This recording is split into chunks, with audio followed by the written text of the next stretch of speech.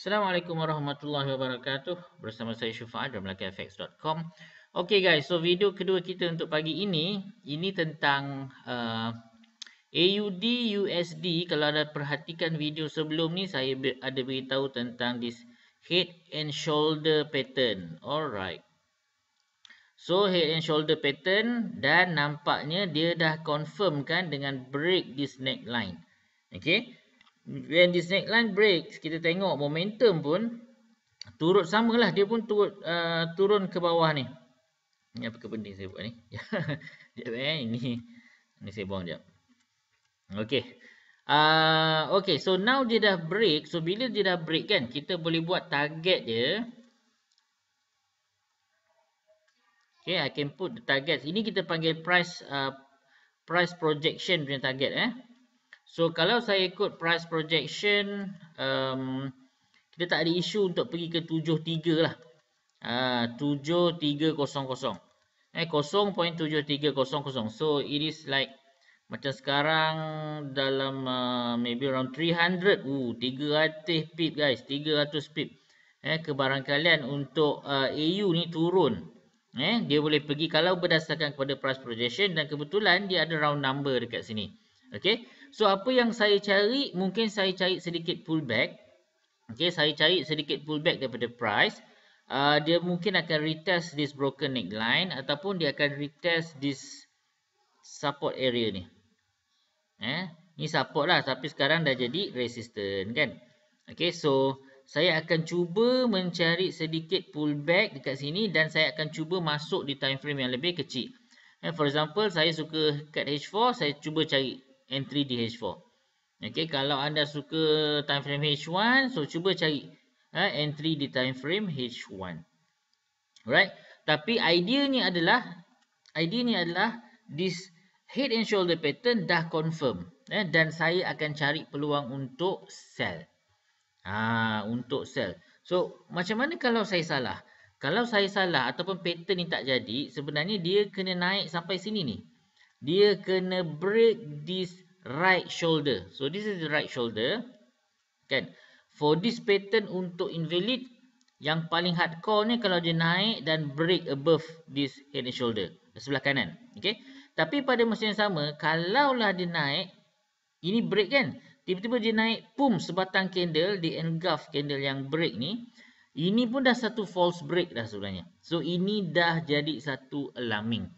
Alarming yang mana mungkin this pair ni kan tak jadi nak turun. Tapi kalau anda swinger, so boleh sebenarnya letak stop loss dekat right shoulder of this pattern. Okay, kalau anda swinger. Tapi kalau anda jenis ambil di H1 ataupun di M15, takkan anda nak letak stop loss dekat right shoulder kan. So it's too far away. Even kalau kat sini, nampak 250, takkan trade dekat H1 stop loss 250, mana boleh. Okay, so mungkin anda kena perhatikan sebarang indication yang mana mungkin boleh berlaku false break. False break tu maksudnya apa? Dia dah break, mungkin kejap lagi ataupun besok ataupun lusa, boom, dia naik balik and cross above this neckline. Above this neckline. Yang lebih critical sebenarnya in intraday kalau dia break atas ni lah.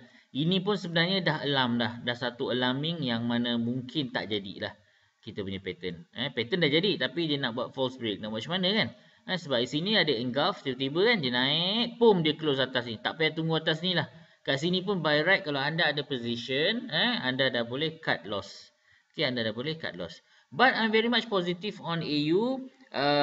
Partly because of gold is going down, dan juga mungkin kita boleh nampak kekuatan dekat dollar index. Okay, so nampak dollar pun nampak very much positive.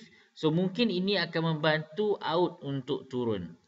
This one will push Australia USD untuk turun lebih rendah.